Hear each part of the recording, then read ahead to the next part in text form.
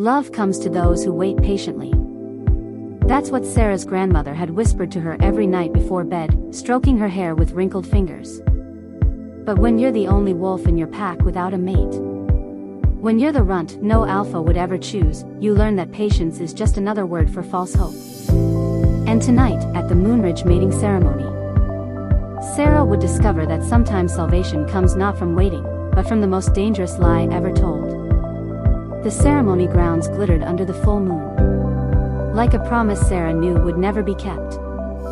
Paper lanterns swayed between ancient oak trees, casting amber light across tables laden with honey cakes and spiced wine. Laughter rippled through the crowd, bright, expectant, cruel in its ease. Every unmated wolf in the Moonridge pack had gathered here, dressed in their finest, wearing hope like perfume. Everyone except Sarah. She sat at the furthest table, the one partially hidden behind the open, elder oak's massive trunk, where the lantern light didn't quite reach.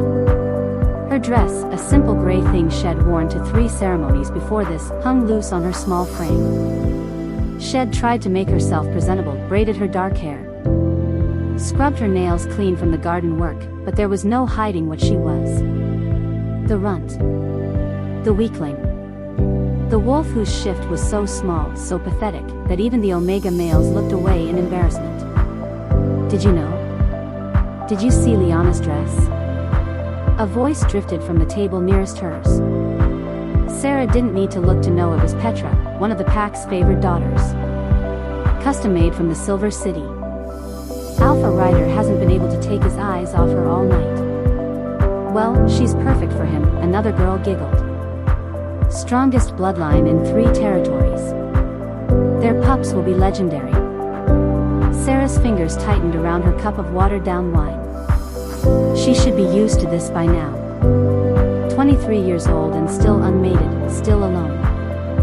Still watching from the shadows while others found their forever. Sarah? A gentle voice broke through her thoughts. She looked up to find Thomas, the pack's healer, offering her a sad smile. He was old enough to be her grandfather, with kind eyes that had seen too much disappointment. You shouldn't sit back here alone, he said softly. Come join the others. I'm fine here, Thomas. Really? Sarah forced brightness into her voice. Better view of the ceremony from this angle. They both knew it was a lie. Thomas sighed, patting her shoulder before moving away. Sarah watched him go, then turned her attention to the raised platform where Alpha Blackwood stood, preparing to begin the ceremony. He was ancient by wolf standards, nearly 70, but still commanded respect with every word. Brothers and sisters of Moonridge, his voice boomed across the grounds. Tonight, under the harvest moon, we gather to honor our most sacred tradition. The mating ceremony bonds our pack, strengthens our bloodlines, and ensures our survival for generations to come. Sarah had heard this speech 4 times before. She could recite it in her sleep. When I call your name, step forward. The moon goddess will guide worthy alphas to choose their mates. Trust in her wisdom, trust in our ways. The ceremony began. One by one, names were called. One by one, unmated females stepped onto the platform. An alpha's strong, confident, desirable approach to claim them. The air crackled with the electric snap of mate bonds forming. That unmistakable pull of 2 souls recognizing each other. Liana was chosen first, of course.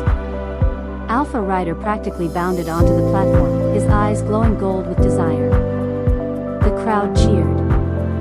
Petra went next. Paired with a visiting alpha, Petra went next. Paired with a visiting alpha, paired with a visiting alpha, from the Northern Ridge pack. More cheers. More joy. Sarah counted 17 successful pairings before the pool of unmated females grew noticeably smaller. Sarah Thornbrook. Her name landed like a stone in still water. The chatter died. Heads turned. Sarah felt dozens of eyes on her as she stood on shaking legs and made her way to the platform. Each step felt like walking through mud. She kept her gaze down, knowing what she'd see if she looked up: pity from the elders, disgust from her peers, awkward discomfort from everyone else. She climbed the 3 wooden steps to the platform and stood in the designated spot, hands clasped in front of her to stop them from trembling. Alpha Blackwood gave her a gentle look. Sarah Thornbrook, daughter of the late Robert and Helen Thornbrook, presents herself to be chosen. Silence. Sarah counted heartbeats. 1, 2, 5, 10. No Alpha moved. She'd known this would happen. Known it with bone-deep certainty. But knowing didn't make the humiliation burn any less. Somewhere in the crowd, someone coughed. A child laughed at something unrelated, the sound piercing in the quiet. Perhaps, Alpha Blackwood began, his voice heavy with sympathy. "I'll take her." The voice came from the border of the ceremony grounds, deep and rough as gravel. Every head whipped toward the sound. A figure emerged from the treeline, a man so large he seemed to dwarf the ancient oaks themselves. He stood at least 6.5 feet tall, with shoulders broad enough to block out the lantern light behind him. Dark hair fell to his collar, framing a face of harsh angles and old scars. His eyes glowed. Amber in the darkness, fixed on Sarah with an intensity that stole her breath. The crowd parted. Like water before a stone. Sarah had never seen him before. Neither had anyone else, judging by the gasps and whispers erupting around her. "And you are?" Alpha Blackwood demanded, straightening to his full height. The protective authority in his voice was clear. The stranger climbed onto the platform with casual grace that belied his massive size. He moved like violence contained in flesh, like barely leashed power. When he spoke, his voice carried across the silent grounds. Darian Ashford, Alpha of the Shadow Peak Pack. He turned his gaze back to Sarah, and something flickered in those amber eyes, something she couldn't read. "And am claiming this female as my mate." The ceremony grounds were full of her, and she was not alone. She was not alone. She was not alone. She was not alone. She was not alone. She was not alone. She was not alone. She was not alone. She was not alone. If stories like Sarah's remind you that worth isn't determined by others' rejection, subscribe to join others who believe that true strength reveals itself when we least expect it. Chapter 2. The Dangerous Lie. Shadow Peak. The name struck through the crowd like lightning. Sarah heard the whispers exploding. Around her, saw faces paling in the lantern light. Shadow Peak. That's the pack from the Forbidden Mountains. I heard their Alpha is a savage. Refuses to attend council meetings. They say he killed his own father to take the pack. Why would he come here? Why would he want her?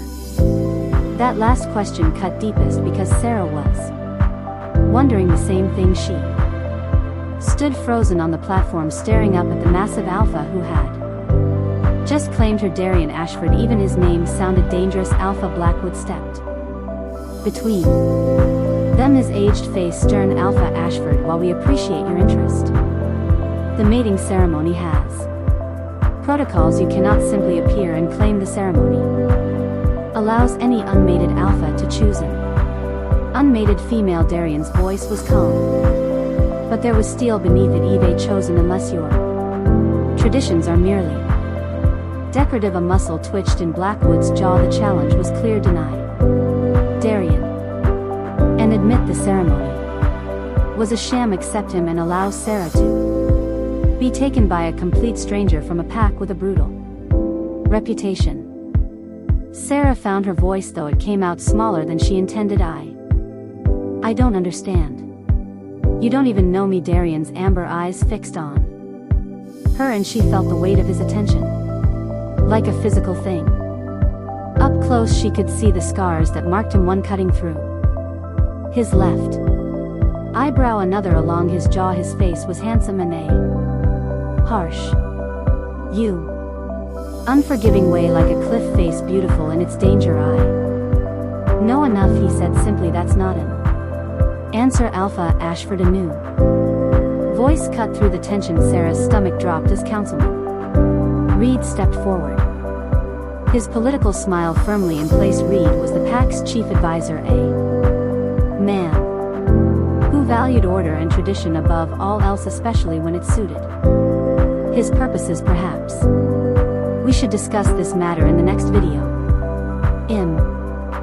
Sure, we can reach an understanding. Translation: a bribe, a reason to send this dangerous stranger away and avoid the complications his presence created. Darian didn't even look at him. There's nothing to discuss. Eve made my choice according to your traditions. The female accepts or rejects. Those are the only two options that matter. All eyes turned to Sarah. Her mind raced. Except a complete stranger, an alpha from a pack known for violence and isolation. It was insane. Suicidal, even. She should reject him immediately. Endure the humiliation of returning to her seat unchosen. And what? Wait another year? Endure another ceremony where no one wanted her? Watch her contemporaries raise their pups while she withered alone in her grandmother's cottage? The runt can't seriously be considering this. Someone muttered loud enough to carry. That decided it. Sarah lifted her chin and met Darian's gaze directly. What exactly are you offering, Alpha Ashford? Something that might have been approval flickered in his eyes. A mate bond. A place in my pack. Protection. Why me? She pressed, needing to understand. You could have any female, stronger ones. More beautiful, I could. He agreed, cutting her off. But I'm choosing you. It wasn't an answer, but the way he said it, firm, final, allowing no argument, made her believe he meant it. Whatever his reasons, they were real to him. Alpha Blackwood leaned close to her, his voice dropping to a whisper. Child, you don't have to do this. We can find another way. Another way to what? Sarah whispered back. Watch me sit alone at next year's ceremony and the year after that. She swallowed hard. At least this way it'll belong somewhere. Shadow Peak is dangerous. In Moonridge has been so safe for me. The bitterness leaked through before she could stop it. Blackwood's face crumpled with guilt, and Sarah immediately regretted her words. None of this was his fault. Had been kind to her in his way, but kindness didn't change facts. She turned back to Darian, pulse hammering in her throat. If I accept, what happens? I just leave with you tonight. Yes, I need to pack my things. Say goodbye. Pack light. We leave within the hour. The hour. Stars above. He was serious. This was really happening. Sarah searched his face for any sign of deception, cruelty, or the mockery she'd learned to expect, but Darian's expression remained unreadable. His amber eyes steady on hers. Not cruel, not kind, just determined. I need one thing from you first, she said quietly. His eyebrow, the one bisected by the scar, lifted slightly. Name it. The truth. Why are you really doing this? For a long moment, Darian said nothing.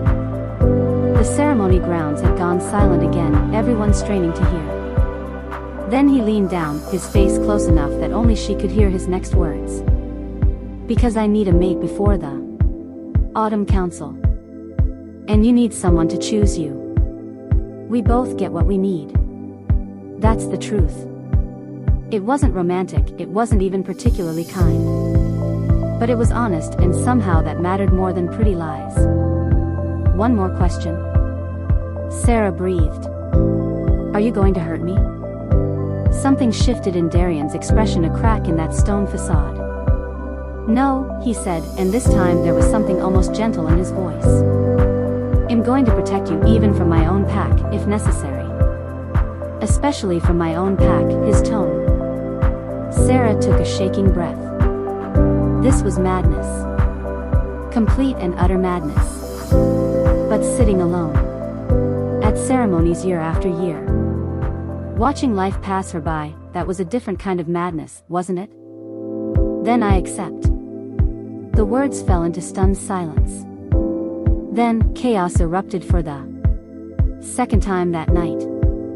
Voices shouted over each other, protests from the council, gasps from the crowd, cries of disbelief. Someone was demanding a formal challenge. Someone else was invoking ancient protocols. Darian ignored all of it. He pulled a ring from his pocket. A simple band of dark metal, etched with symbols Sarah didn't recognize, and took her hand. His palm was rough with calluses, warm against her cold fingers. "Sarah Thornbrook," he said, his voice cutting through the noise with alpha command. "I claim you as my mate before the moon goddess and these witnesses. Do you accept this bond?" The formal words. The binding word. Once spoken, once accepted, the bond would begin to form. Not the instant, electric snap of true mates, but the slower, deliberate building of a chosen bond, just as permanent, just as sacred. Sarah's grandmother had told her that chosen bonds could become just as strong as fated ones, given time and care. Shed said love grew where it was tended. Sarah hoped she was right. "I accept this bond," she whispered. Darian slid the ring onto her finger. It was too large, hanging loose, but the metal warmed against her skin like it was alive. He lifted her hand to his lips and pressed a kiss to her knuckles, a gesture so at odds with his brutal appearance that Sarah's breath caught. "Then it's done," he said. "You're mine now, and I'm yours." The mate bond sparked a life between them, not overwhelming, not all-consuming, but real. A thread of connection, thin but growing stronger with each passing second. Sarah felt it settle somewhere deep in her chest, warm and strange and terrifying. She was mated to a complete stranger, who was already turning to face the angry crowd with her hands still held in his. "We're leaving," Darian announced. "Anyone who has a problem with that can challenge me now." No one moved. Whatever Shadow Peak's reputation, Darian's physical presence alone was enough to give even the bravest alphas pause. He was massive, scarred, and moved with the confidence of someone who'd never lost a fight. Sarah needs time to gather her belongings. Alpha Blackwood tried. 30 minutes. Darian conceded. "Then we're gone." He finally released Sarah's hand and gave her a slight nod toward the crowd. "Go. Pack what matters. I'll wait here."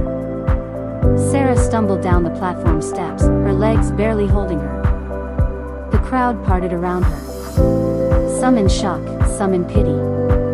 Some in barely concealed relief that the runt was finally someone else's problem. Liana caught her arm as she passed. "Sarah, this is insane. You can't actually leave with him." "Why not?" Sarah pulled free, surprising herself with the sharpness in her voice. "You got your perfect alpha. Let me have mine. Even if he was far from perfect. Even if this was a transaction more than a romance. Even if she was absolutely terrified of what came next." She pushed through the crowd and ran for her grandmother's cottage on the edge of Packlands, her new ring catching moonlight as she fled. Behind her, she could feel Darian's presence through the fresh air. She could feel her mother's presence through the fresh air. She could feel her mother's presence through the fresh air. She could feel her mother's presence through the fresh bond. Steady, solid, waiting.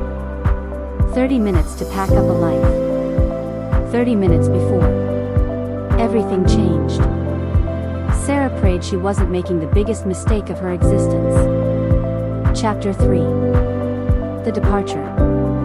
The cottage was dark when Sarah burst through the door, her hands shaking so badly she could barely light the oil lamp. Golden light flooded the small space, the only home she'd ever known. One room that served as kitchen, bedroom, and living space. Her grandmother was in the kitchen, and she was in the living room. She was in the living room. Grandmother's rocking chair by the cold fireplace. Herbs hanging from the rafters. The narrow bed in the corner where Sarah had slept every night of her 23 years. 30 minutes to say goodbye to all of it. She grabbed her travel pack from the hook by the door and started throwing things inside with no thought to organization. Clothes, her 2 other dresses. A spare shift. Wool stockings for winter. Her grandmother's recipe book. The pages yellowed and stained with use. The carved wooden wolf her father had made before he died. Her grandmother's recipe book. The pages yellowed and stained with. Small enough to fit in her palm. What did you pack when leaving forever, Sarah? She spun to find Thomas standing in the doorway, slightly out of breath. He must have run after her from the ceremony. Thomas. I can't. I don't have time. I know. He stepped inside, closing the door behind him. His healer's bag hung from his shoulder. I'm not here to stop you. I'm here to help. Sarah's eyes burned with sudden tears. You think I'm insane? I think you're brave. He moved to her small shelf of belongings and started pulling down items with practice deficiency. A hairbrush. A small sewing kit. A tin of salve for wounds. Darian Ashford has a brutal reputation, yes. But I've also heard he's fair. Protective of his pack. If he's claimed, hell honor that bond. He doesn't want me, Sarah whispered, the truth spilling out. He needs a mate for some political reason. The Autumn Council, he said. This isn't about me at all. Thomas paused, meeting her eyes. Then make it about you. You're cleverer than any wolf in this pack gives you credit for. You've survived being unwanted your entire life. That takes a strength most will never understand. He pressed the items into her hands. Use that strength now. Show Shadow Peak what Moonridge was too blind to see.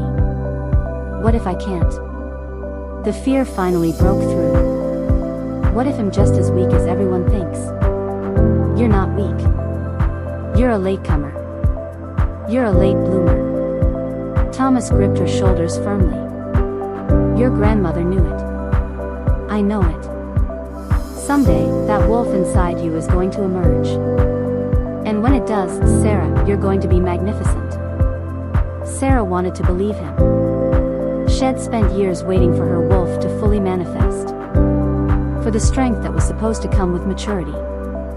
But at 23, still barely able to shift, still the smallest wolf in any room, hope felt like another cruel joke.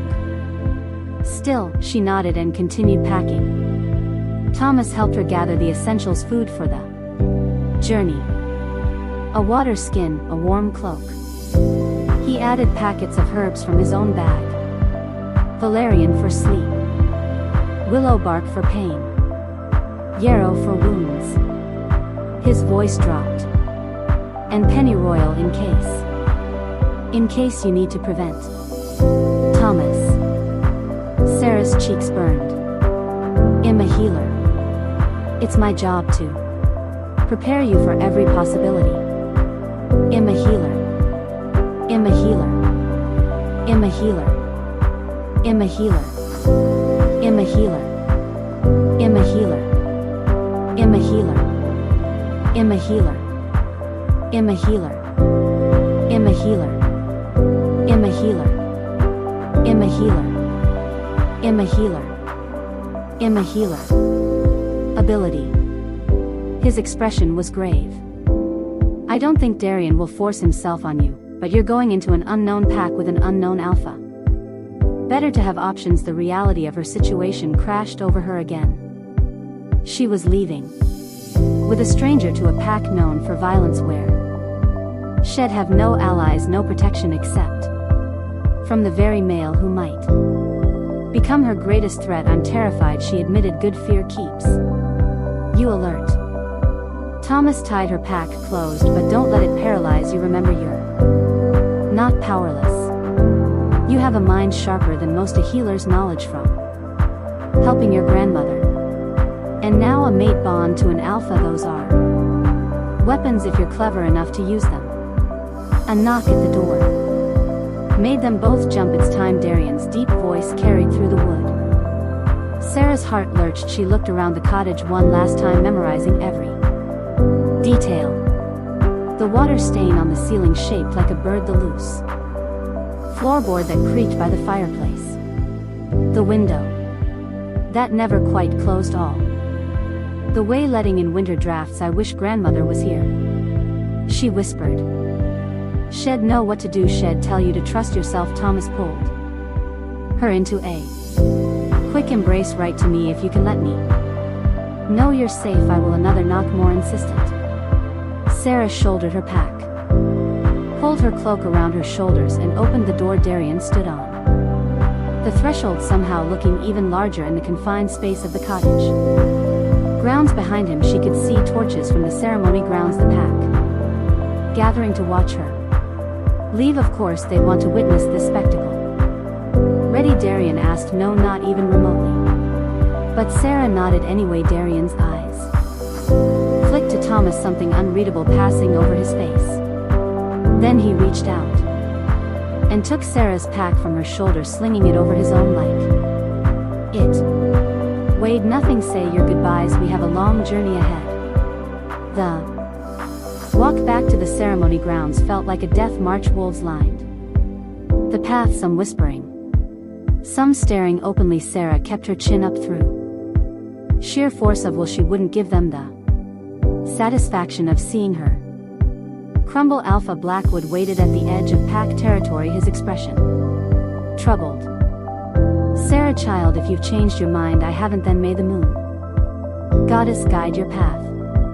He pressed a small pouch into her hands. Coin. Not much, but enough to get you home if you need it. The kindness nearly broke her. Thank you, Alpha. Councilman Reed stood nearby, his arms crossed. This is highly irregular. The council should have been consulted. The council can file a complaint with Shadow Peak. Darian cut him off. His hand settled on the small of Sarah's back. Warm, possessive, protected. My mate and I are leaving now. My mate. The word sent a shiver through her. For better or worse, that's what she was now. Darian guided her past the crowd, past the gawking faces, and whispered speculation at the tree line where pack territory ended. He paused and turned to face her. Last chance, he said quietly. If you're going to run, do it now. Once we cross into neutral territory, you're committed. Sarah looked back at Moonridge, at the ceremony grounds where she'd sat alone so many times, at the faces of wolves who'd never truly seen her, at Thomas, who gave her an encouraging nod from the crowd, at Liana, who looked genuinely worried despite everything. Then she looked up at Darian, this scarred, brutal stranger who'd chosen her when no one else would. I'm not running, she said. Something that might have been respect flickered in his eyes. Then stay close. The neutral territory between packs isn't safe after dark. He shifted then, and Sarah's face was on the line, and she turned to look at the wolf she'd never seen before. Sarah's breath caught his wolf was massive, easily twice the size of any alpha she'd ever seen. Dark gray fur shot through with black shoulders corded with muscle, eyes glowing amber in the darkness. He was built for battle, for dominance, for violence. Barely contained, he lowered himself slightly, an invitation. Sarah's wolf was too small, too weak to make the journey, and shifted form. She'd have to ride Pride Ward with practicality, and she'd have to ride Pride lost. She climbed onto his back, gripping his fur tightly. The moment she settled, Darian stood and launched into the forest at a ground eating lope. Sarah held on for dear life, the world blurring around them. Behind them, Moonridge faded into the distance. Ahead lay the unknown, and pressed against Darian's powerful form, feeling the mate bond pulse with each stride. Sarah realized with Sudden clarity that Shed traded one form of danger for another. She just couldn't take it. She just prayed this danger might actually keep her alive. They ran for hours. The forest changed around them from the familiar oak groves of Moonridge territory, through the neutral wildlands, and into darker, wilder woods Sarah had never seen. The trees grew taller, their branches blocking out the moonlight. The underbrush thickened. Even the air felt different, heavier, charged with ancient power. Shadow Peak territory. Darian finally slowed near a stream, his sides heaving slightly. He shifted back to human form, and Sarah quickly averted her eyes before sliding off his back. Pack wolves were used to nudity shifting destroyed clothes, unless you learned to undress first, but she and Darian were still strangers. It felt too intimate. She heard rustling as he dressed in the spare clothes had apparently stashed in her pack. When she looked back, he was decent loose trousers and a shirt that stretched across his broad shoulders. "We rest here for an hour," he said. His voice rough from the run. "Drink. Eat if you need to. Then we continue." Sarah knelt by the stream and cupped water to her lips.